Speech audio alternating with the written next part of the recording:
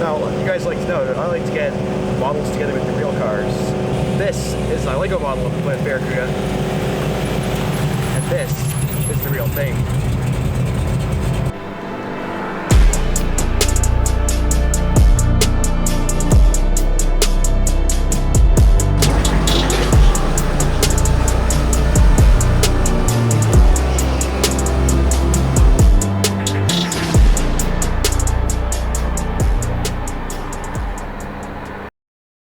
Alrighty, as you can probably guess, I'm very excited for today's video after that intro.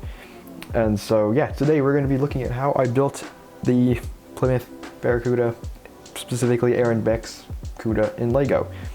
Now if you'd like to build this model yourself, instructions are available at my website and Rebrickable at the links in the description below. You can see what they look like here. So let's talk about how I started building this car. So way back in the beginning of this year, I'm pretty sure I saw this car come up on Instagram somehow, I don't quite remember, and I was like, that's a cool looking car, I should try and build that, and so I built it. Before I go over the design, normally I would talk about the car, but in this case I was actually able to ask the owner, my buddy Aaron, about the car, so let's watch that right now. Alright, so here we have the real Barracuda, its Lego counterpart. This is my buddy Aaron, who owns and has built this car. So why don't you introduce yourself, Aaron? My name is Aaron. This is my 73 Plymouth Barracuda. Alright, so can you give us a little bit of the backstory of the car? Well, first of all, why a Barracuda? In my opinion, they're the best looking car from that era. And it's not just me, there are many, you know, important figures in car design and American car history who feel the same way. They're so pretty, so that was the reason why the Barracuda. Also the Trans Am cars from 1970, the Trans Am Barracuda was a big inspiration for this car and a big reason why I bought a Barracuda. I bought it in 2007, I believe. It was the very first car I ever bought. I was pretty old at that time. I was living in a city where you don't need a car to get around. I'd been to university there, just riding a bike and planning this car, you know. So yeah, so bought it, and then when I bought it, it was in running condition, but it was very, very rough. Like, car was rough. Gonna need a lot of work, but that was perfect for what I had. I always had big dreams for it. So I drove it around for a few years and put a lot of miles on it, took it on big road trips all around New Zealand, all into the most remote, wild parts of New Zealand. It was surprisingly reliable. And then I bought an engine that a guy had built for his drag car, and my plan was to put it in the car for a summer so I could do some proper burnouts, because it had a small block and an open diff and it wasn't really capable of doing any big skids or anything. So I wanted to fix that, so I bought this motor and I started to pull apart the front end to clean it up to get ready for this new motor, and just started to find some horrific things. Like, I mean, chassis rail cracked all the way through, like huge amount of rust. Everywhere you scrape the paint back was just rust. So that basically snowballed. You know, the new motor turned into a complete rebuild from the ground up.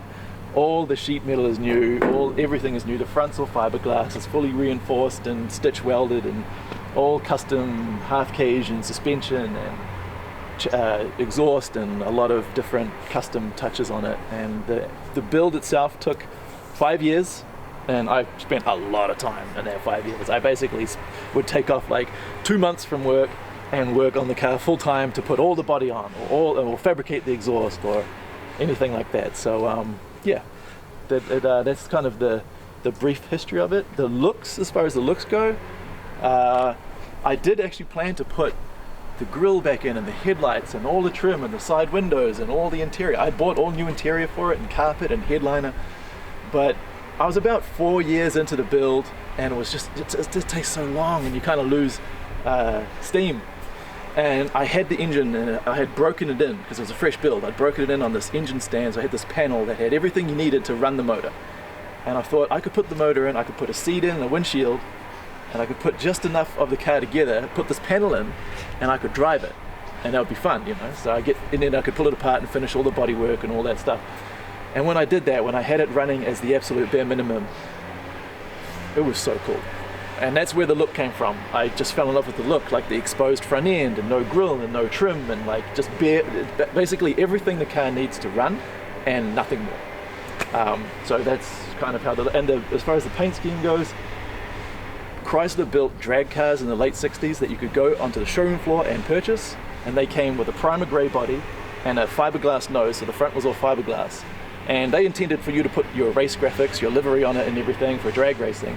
But the look itself, that primer grey body with the black nose, I always loved that look. I always wanted that look when I put the motor in the car and was running again, but it's hard to beat black. So I used to have I still have a lot of 1/18 scale cars, and I would buy a car, say it was like a JGTC, like GTR, like a Skyline touring car, a Japanese race car, and it had all the race graphics on one side. I would flip it around and I would spray the other side matte black. So you put it on the shelf, you see, you get two looks. So I kind of thought I'd do that with this. So that's why it's got two looks. It's all matte black on one side, and on the other side it has this primer gray. I know it looks like someone has hit you or you ran out of paint, and it was always intentional, but it was always meant to be temporary. So I'm working on some looks for next, what comes next. So yeah. Alrighty, so a massive thank you to Aaron for letting me interview him for the video, and also for getting all of these cool shots with the real car and the model.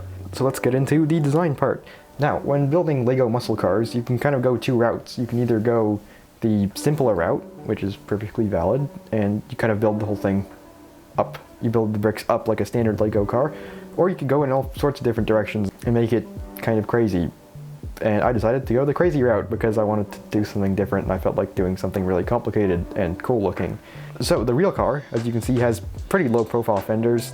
They do look like this Lego fender piece, but they don't have flares nearly as big as the one on this Lego piece. I was like, I want to try and make this look a little bit more realistic. So we start from the bottom of the car. There's just a normal plate under here. On top of that, things immediately get complicated. So I had the chassis, and then I decided for the fenders, like I said, I didn't want to use the official Lego fenders.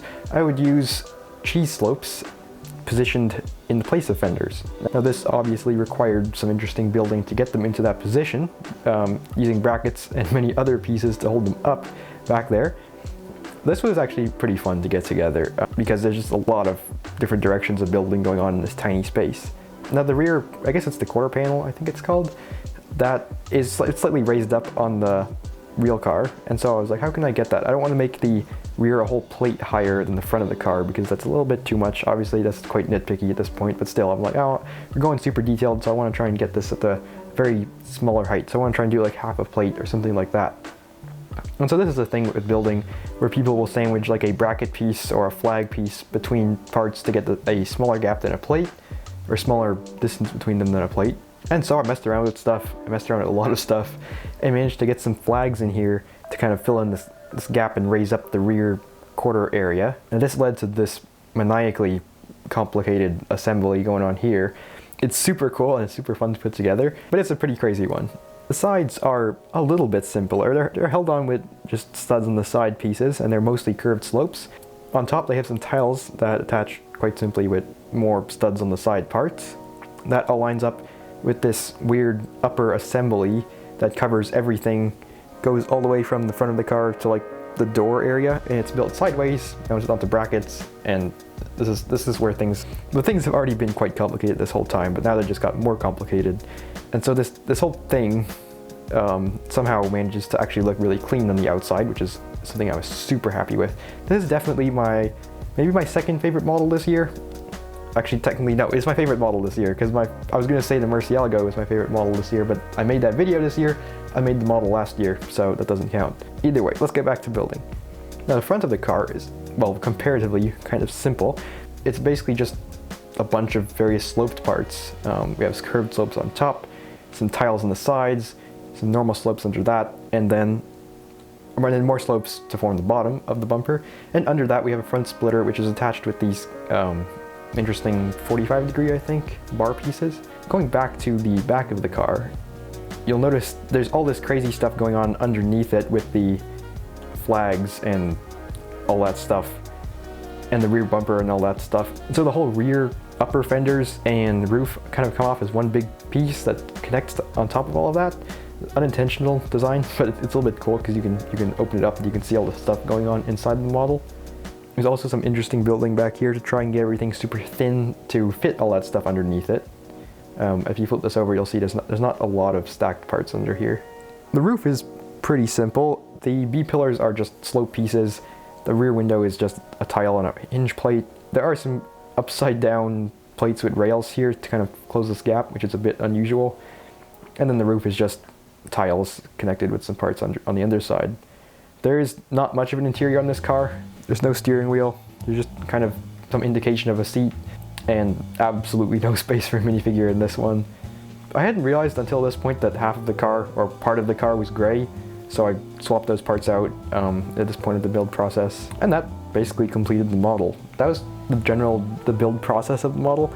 To go over a couple parts that I think are interesting on the model's design itself. I really like the engine intake, hood scoop, whatever you want to call it, which is made using an idea from the Aston Martin set with this panel to form the intake. The tires are using like the Speed Champion's, I don't know, slick tire inserts, I guess you'd call them, and they look really sick, and they make this model look so much better than if it just had the normal tires. I mentioned a couple videos ago, actually I mentioned in the last 2 videos about how cool I find asymmetrical designed cars, or these cars that have asymmetrical details that are done well, and this car is a great example of that. We have one mirror on one side and the gray livery on one side as well, and that, I think, looks super sick because you can kind of look at it from either side and you have a bit of variation, which I think is really awesome. And then around the rear, I really like this sideways built assembly that just kind of has all the taillights and stuff in it. Originally this assembly got like way out of control complicated, so this is a much simpler version of that. Actually, I should mention up front, there's a really interesting kind of sideways and multiple directions assembly going on. You can see here. I designed this model sometime towards the beginning of this year, and so I'm just like remembering all the techniques that went into it. Another thing is that you'll notice the real car has these really cool like off-road lights in place of its original headlights. Sometimes it just has no headlights at all, which looks super sick. And so you can kind of replicate that with the model. I mean, basically you can do no headlights here, or you can add some plates to represent those headlights. And then I mentioned that the windscreen is just angled back very simply with a hinge brick. And so that is it for the design process, and that is it for this video of my favorite model that I have designed this year. So again, massive thanks to Aaron for coming over to my place and therefore allowing me to make this video, or make this video a lot cooler at least. Also massive thanks for the ride, which this car is really nasty. This is the only cool car that I've ever ridden in, the only sporty car that I've ever, well I guess, I don't know, by far the most sporty car I've ever ridden in, and so that was pretty special.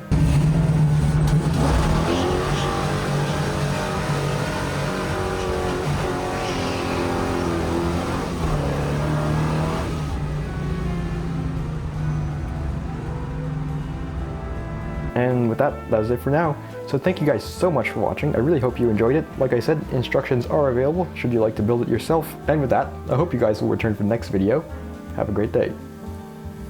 These intros are super, these outros are super awkward. I have to work on it. I have to come up with, I have to write something out, make up a proper outro, because I'm trying to come up with one on the fly and it never works.